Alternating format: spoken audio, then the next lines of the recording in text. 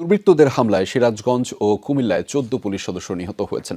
এর মধ্যে সিরাজগঞ্জের এনায়েতপুর থানার ১৩ পুলিশ সদস্যকে পিটিয়ে হত্যা করা হয়েছে। একবার বুক বরাবর হঠাৎ করে পিছন থেকে আসছে ওনার সামনে। আর অবশ্যই আমরা এটাকে বিপ্লব বলছি কিংবা গণঅভ্যুত্থান যাই বলেন না কেন, এটা কিন্তু কোনো সাংবিধানিক নিয়ম মেনে হয়নি, কোনো আইন মেনে হয়নি।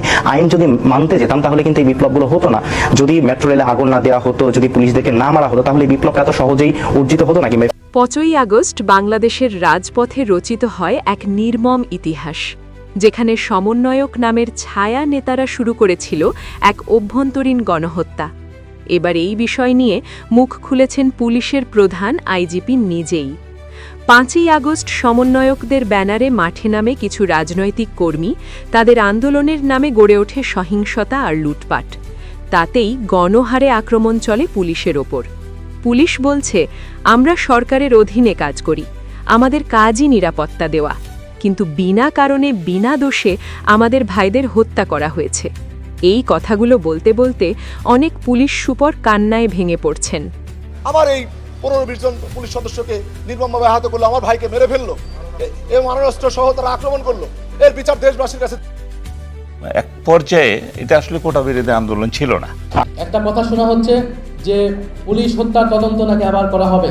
জুলাই গণ অভ্যুত্থানের সময় সেই যে যুদ্ধ পরিস্থিতি, যদি বিচার নিশ্চিত করতে হয়, অবশ্যই আগে যারা জুলাই গণ অভ্যুত্থানে জুলাই যোদ্ধা যারা আহত হয়েছে, শহীদ হয়েছে, তাদের বিচার আগে নিশ্চিত।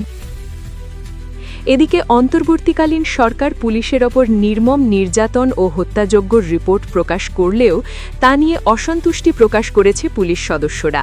তাই আবারও নতুন করে পুলিশ হত্যাকাণ্ডের তদন্ত করা হবে বলে আশা ব্যক্ত করেছে স্বরাষ্ট্র উপদেষ্টা। রাজনৈতিক বিশ্লেষকরা বলছে, ডক্টর ইউনূস ও সমন্বয়করা এই পুলিশ হত্যা মামলায় শীঘ্রই গ্রেপ্তার হবেন। ২০২৪-এর যে জুলাই আগস্ট আন্দোলন, অভ্যুত্থান, গণ অভ্যুত্থান, বিপ্লব, যেভাবেই আপনি বর্ণনা করেন না কেন, সেই ঘটনায় দুইটা পক্ষ আক্রান্ত হওয়ার আলোচনা অনেক দিন থেকেই চলছে। বিগত ১.৫ বছর ধরে যে আলোচনাটা চলছে, ছাত্র জনতা যেমন আক্রান্ত হয়েছে, অপর পক্ষে পুলিশও আক্রান্ত হয়েছে। এবং অনেকে দাবি করেন ছাত্র জনতা যতটা না নিহত হয়েছে, তার চাইতে অনেক বেশি পুলিশ সদস্য নিহত হয়েছে। এবং বাংলাদেশে ৪০০-র বেশি থানা পুড়িয়ে দেওয়ার ঘটনাও ঘটেছে। কিন্তু প্রফেসর ইউনূস সরকার একটা ইন্ডেমনিটি দিয়েছে। সেই ইন্ডেমনিটিটা কি?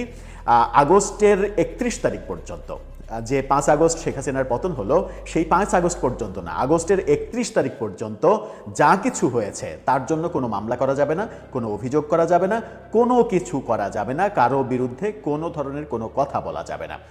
এবং পুলিশের যে হত্যাকাণ্ড, সেই ব্যাপারেও প্রফেসর ইউনূস সরকার কোনো ধরনের কোনো কথা বলেনি। পুলিশ হত্যাকাণ্ডের ব্যাপারে তারা তদন্তও করেনি, কোনো ভূমিকা তারা পালন করবে না, এটা তারা পরিষ্কার বলেই দিয়েছে।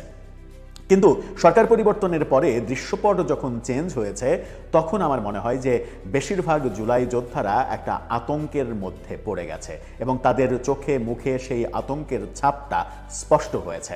যখন সরকারের তরফ থেকে বলা হয়েছে যে পুলিশ হত্যাকাণ্ডের ব্যাপারেও তদন্ত হবে, তদন্তে যারা দোষী সাব্যস্ত হবে তাদের বিচার হবে, এই ব্যাপার, এই মনোভাব সরকার যখন পরিষ্কার করে দিয়েছে, তখন জুলাই যোদ্ধারা অনেকেই কোনো রাগ ঢাক না করে সরকারের বিরুদ্ধে হুমকি দেওয়া শুরু করেছে এবং সরকারের বিরুদ্ধে তারা আবার রাজপথে নামার আলটিমেটাম দিয়েও ফেলছে। গতকালকে নাহিদ ইসলাম এই ব্যাপারে একটা কথা বলেছেন এবং জুলাইকে কেন্দ্র করে বিভিন্ন পক্ষের বিভিন্ন রকমের বক্তব্য। ওই সময় জুলাই পরবর্তী সময়ে আগস্টের ৫ তারিখের পরে বিভিন্ন শিল্প কলকারখানা পুড়িয়ে দেয়া, থানা পুড়িয়ে দেওয়ার যে রোমহর্ষক ঘটনাগুলো ঘটেছে, সেগুলো আবার নতুন করে আলোচনা হচ্ছে। এতে করে কি শুধুমাত্র জুলাই যোদ্ধা নাকি উপদেষ্টাদেরও কেউ কেউ ফেঁসে যেতে পারেন, যার কারণে সবার চোখে মুখে একটা ভয়ের, একটা আতঙ্কের পরিস্থিতি তৈরি হয়েছে। আসলে আমরা সমাজে কোনটা চাই? আমরা কি সমাজে আইনের শাসন প্রতিষ্ঠিত হোক এটা চাই, নাকি এক পক্ষ আইনের শাসন পাবে আর এক পক্ষ বঞ্চিত হবে সেটা চাই? বৈষম্য মুক্ত যে সমাজ গড়তে আমরা চেয়েছি, সেই সমাজ গড়তে হলে আইনের যথাযথ প্রয়োগ সবার ক্ষেত্রেই সমানভাবে হতে হবে, এবং সেটা যদি হতে হয় যারা পুলিশ আক্রান্ত হয়েছে, পুলিশ যারা মৃত্যুবরণ করেছে তাদেরও বিচার পাওয়ার অধিকার রয়েছে। এটা একটা বড় দাবি ছিল প্রফেসর ইউনূস সরকারের আমলে, কিন্তু সেই দাবিকে তারা কর্ণপাত করেনি, তারা তাদের মতো করে সিদ্ধান্ত নিয়েছে। বর্তমান সরকারের আমলে এসে গণেশটা উল্টে গেল। গণেশটা যখন উল্টে গেল তখন কি বলছেন নাহিদ ইসলাম? 5 আগস্ট পরবর্তী সময়ে কোন কোন রোমহর্ষক ঘটনা ঘটেছে, আসিফ নজরুলের আগের কথা এখনকার কথার পার্থক্যে আমরা কি বুঝতে পারছি, ফরহাদ মাজারদের আগের কথা এখনকার কথার পার্থক্য দেখে আমরা কি বুঝতে পারছি, আদতে আমাদের বৈষম্য বিরোধী সরকার প্রফেসর ইউনূস সরকার 1.5 বছরে আমাদেরকে কি একটা ভালো বাংলাদেশ উপহার দিতে পেরেছে, নাকি আমরা বহু বছর পিছিয়ে গেছি? চলুন একটু আলোচনা করে দেখি, বোঝার চেষ্টা করি জুলাই যোদ্ধাদের চোখে মুখে আতঙ্কের মূল কারণটা কি। দর্শক, বলছিলাম পুলিশ হত্যার বিচার হবে, তদন্ত হবে, এই ঘোষণা যখন সরকারের পক্ষ থেকে এসেছে তখন একটা আতঙ্ক তৈরি হয়েছে। আমরা কিছুদিন আগে দেখলাম হবিগঞ্জে স্বঘোষিত জুলাই যোদ্ধা মাহাদি, তিনি বলছেন আমি সেই যে এসআই সন্তোষকে পুড়িয়ে মেরেছি, থানা জ্বালিয়ে দিয়েছি। আমরা দেখেছি যে বৈষম্যবিরোধী আন্দোলনের এক নেতা, সম্ভবত তার নাম হাসিব, তিনি টেলিভিশন টক শোতে ওপেন বলেছিলেন আমরা যদি পুলিশকে না মারতাম, আমরা যদি থানা জ্বালিয়ে না দিতাম, আমরা যদি মেট্রো রেলে আগুন না দিতাম, তাহলে এই বিপ্লব এত দ্রুত মানে সফল হতো না। অর্থাৎ প্রচুর স্বীকারোক্তি, এরকম প্রচুর স্বীকারোক্তি রয়েছে। যখন এরকম স্বীকারোক্তি রয়েছে তখন নতুন সরকার সিদ্ধান্ত নিয়েছে পুলিশ হত্যাকাণ্ডের তদন্তের। এতে করে অনেকের ফেঁসে যাওয়ার সম্ভাবনা রয়েছে। বিশেষ করে 5 আগস্ট থেকে পরবর্তী সময়ে 31 আগস্ট পর্যন্ত সারা দেশে যে ঘটনাগুলো ঘটেছে তার জন্য অনেক জুলাই যোদ্ধা যেমন ফেঁসে যেতে পারেন, তেমনি অনেক উপদেষ্টাও ফেঁসে যেতে পারেন, এই আলোচনা রয়েছে। গতকালকে আমরা নাহিদ ইসলামকে বলতে শুনেছি যে শুনছি পুলিশ হত্যার নাকি বিচার হবে।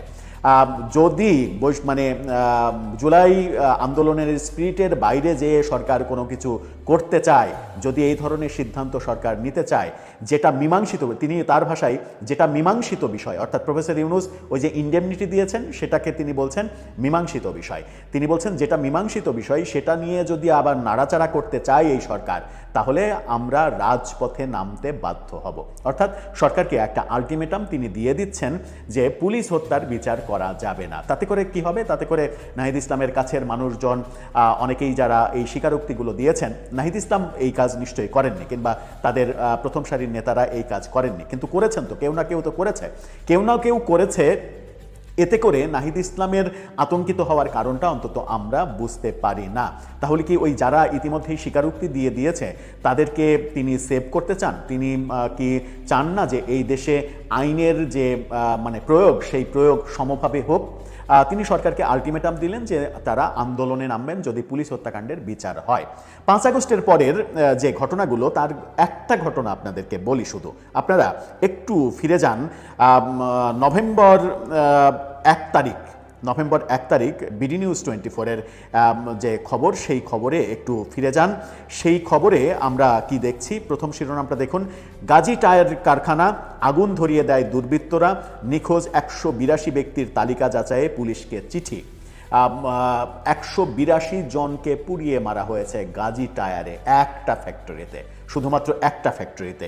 এই ঘটনা যখন ঘটেছে তখন আরেকটা শিরোনাম দেখুন বিডি নিউজ 24-এর, তারা বলছে গাজী টায়ার্সে আগুন, প্রতিবেদনেও নিখোঁজ 182, ধামাচাপার অভিযোগ। অর্থাৎ সেই ঘটনা ধামাচাপা দেওয়ার চেষ্টা করা হয়েছে। এই যে 182 জন শ্রমিক আগুনে পুড়ে মরল, তাদেরকে পুড়িয়ে মারা হলো, এর বিচার কি সেই শ্রমিকের পরিবারগুলো চাইবার অধিকার রাখে না? এই যে মানে সিরাজগঞ্জের এনায়েতপুরের যে থানা, যে থানাতে ইতিহাসের ন্যাক্কারজনক ঘটনা ঘটলো 5 আগস্টে, থানার ভেতরে বহু পুলিশ সদস্যকে আটকে রেখে পুরো থানায় আগুন ধরিয়ে জ্বালিয়ে তাদেরকে পুড়িয়ে মারা হলো, এবং সেখানে একজন গর্ভবতী মা ছিলেন পুলিশ সদস্য, তাকে পর্যন্ত রেহাই দেয়া হয়নি, তার গর্ভের শিশু সহ তাকে পুড়িয়ে দেয়া হয়েছে। সেই ঘটনার কি বিচার হওয়া উচিত নয়? এই ঘটনা যারা করেছে তাদের কি এই সমাজে আপনি সেফ এক্সিট দেবেন কিংবা সেফ লিভিং একটা পরিবেশ দেবেন? সেই বিতর্ক অনেক দিন থেকেই ছিল। কিন্তু নাহিদ ইসলামরা বলছেন যে এগুলো যদি সরকার করতে চায়, সরকারের বিরুদ্ধে তীব্র আন্দোলন করা হবে, রাজপথে নামবে। যেটা ভালো তারা মনে করবেন সেটা তারা করবেন, কিন্তু মানবিক দিক ভাবলে কোনটা ভাবা উচিত সেটাও একটু বিনয়ের সঙ্গে বলা তাদেরকে, একটু ভেবে দেখবেন যে বিচার পাবার অধিকার যদি সবার না থাকে, বিচারহীনতার সংস্কৃতি যদি আপনিও অব্যাহত রাখতে চান, তাহলে আপনার কি অধিকার আছে কিংবা থাকে শেখ হাসিনা সরকারকে ফ্যাসিস্ট বলার? জুলাই আন্দোলনের অন্যতম পরামর্শ কিংবা পেছনের মেধা দানকারী ব্যক্তি হিসেবে পরিচিত ফরহাদ মজার, তাকে নিয়ে একটা ফটোকার্ড খুব ভাইরাল হয়েছে। সেই ফটোকার্ডে তার 2 সময়ের 2টা বক্তব্য এসেছে। সেই 2 সময়ের বক্তব্য কি? 24শে আগস্ট 2024 একটা বক্তব্য দিয়েছিলেন, 14ই ফেব্রুয়ারি 2026 আর একটা বক্তব্য দিয়েছেন। সেই ফটোকার্ডটা দেখে নিন। সেখানে তিনি 24শে আগস্ট 2024 বলেছিলেন দেশকে ইউরোপ বানাতে 5 বছর লাগবে না, অর্থাৎ প্রফেসর ইউনূস সরকারের আমলেই দেশ ইউরোপ হয়ে যাবে। আবার একই ফটোকার্ডে দেখেন যে তিনি 2026-এর 14ই ফেব্রুয়ারি এসে বলছেন ইউনূসের কারণে দেশ 50 বছর পেছনে গেছে। অর্থাৎ প্রফেসর ইউনূস সরকারের আমলটা কেমন আমল ছিল সেটা তিনি নিজেই এই এবছরের 14ই ফেব্রুয়ারি এসে সেটা বলে দিচ্ছেন। সেটা যখন বলে দিচ্ছেন তখন আমরা প্রফেসর ইউনূস সরকারের আমলের সব থেকে ধুরন্ধর এবং সব থেকে কৌশলী, নিজেকে যিনি প্রধান উপদেষ্টার পদে নিয়ে যাওয়ার অনেক চেষ্টা করেছেন প্রফেসর ইউনূসকে রাষ্ট্রপতি বানিয়ে, সেই আসিফ নজরুল, তার যে সেই পপুলার মানে ভিডিও যে হায়াল্লা খালেদ যে বলছিলেন, তার একটু অংশবিশেষ দেখুন। একই ভিডিওর মানে কি বলবো ফ্রেমে আপনি এখনকার তথ্যটাও দেখতে পাবেন, যেখানে দেখা যাচ্ছে যে সেই মহান মানুষটা তিনি যা আগে বলেছেন সেই মহান মানুষটার বিরুদ্ধে অভিযোগ উঠেছে যে প্রতিজন বিচারককে বদলির জন্য তিনি 50 লাখ থেকে 2 কোটি টাকা পর্যন্ত নিয়েছেন। একটু দেখে আসুন, তার বক্তব্যটা শুনে আসুন, তার আগের বক্তব্য আর বর্তমানে দুদকে তার বিরুদ্ধে যত অভিযোগ উঠেছে, শত হাজার কোটি টাকা লোপাটের যে অভিযোগ উঠেছে, সেটা কি মেলে? একটু দেখে আসুন। আমার মাঝে মাঝে দুঃখ লাগে এই দেশে যারা শাসক আছে, আহারে আপনারা কি দুর্ভাগা, কত মানুষের দোয়া পেতে পারেন, কত মানুষের মুখে হাসি ফোটাতে পারেন। এই মানুষের দোয়া, মানুষের মুখে হাসি ফোটানো, মানুষের বুকের শান্তি, এইগুলির চেয়ে ধন সম্পদ, প্রতিপত্তি, অহমিকা, এগুলি ইম্পর্টেন্ট কিভাবে? এই যে আমাদের প্রত্যাশা এবং প্রাপ্তির মাঝে একটা আকাশ পাতাল ফারাক তৈরি করেছে বিগত সরকার এবং জুলাই যোদ্ধাদের কাছ থেকেও তো আমাদের অনেক বেশি প্রত্যাশা ছিল যে তারা আমাদেরকে একটা নতুন বন্দোবস্ত দেবে, নতুন রাজনীতি দেবে, নতুন শাসন ব্যবস্থা দেবে, যেখানে আইনের শাসন যথাযথভাবে প্রতিষ্ঠিত হবে। যদি আপনি নতুন বন্দোবস্তই তৈরি করতে চান, তাহলে আইনের শাসন যথাযথভাবে প্রতিষ্ঠিত করতে হবে। সমাজে অপরাধীকে অপরাধী বলতে হবে, নির্দোষকে নির্দোষ বলতে হবে। আপনি এক পক্ষের বিচার হবে আর এক পক্ষের বিচার হবে না, আর এক পক্ষের বিচারের উদ্যোগ সরকার নিলে সেই সরকারের বিরুদ্ধে আপনি আলটিমেটাম দিবেন রাজপথে নামার কিংবা সরকারকে উচ্ছেদ করার। আপনি বলবেন যে এটা সেটেলড ইস্যু, এটা সমাধান হওয়া ইস্যু, প্রফেসর ইউনূস সমাধান করে গেছেন। প্রফেসর ইউনূস সরকার কি রকম সমাধান করেছেন সেটা আসিফ নজরুলের এই বক্তব্যে যেমন প্রমাণ পেলেন, ফরহাদ মাজারের ওই 2 সময়ের 2 বক্তব্যে যেমন প্রমাণ পেলেন, তেমনি গাজী টায়ার একটা ফ্যাক্টরির কথা শুধু বললাম যেখানে 182 জন শ্রমিককে পুড়িয়ে মারা হয়েছে, তার বিচারের বও হয়নি, বিচারের বয়ের কাছেও প্রফেসর ইউনূস সরকার যায়নি। এটা কি বৈষম্যহীন বাংলাদেশ, কিংবা এটা কি নতুন বন্দোবস্ত? এই নতুন বন্দোবস্তের স্বপ্ন কি আমরা দেখেছিলাম? সেই প্রশ্নটা অনেকে করছেন। দর্শক, আপনি কি ভাবছেন? আপনার ভাবনা কি? বিএনপি সরকার এসে পুলিশ হত্যাকাণ্ডের বিচারের তদন্তের নির্দেশ দিয়েছে এবং এই হত্যাকাণ্ডের বিচার হবে বলে মনে হচ্ছে। এই ব্যাপারটাকে কেন্দ্র করে আবারও কি জল ঘোলা হতে পারে?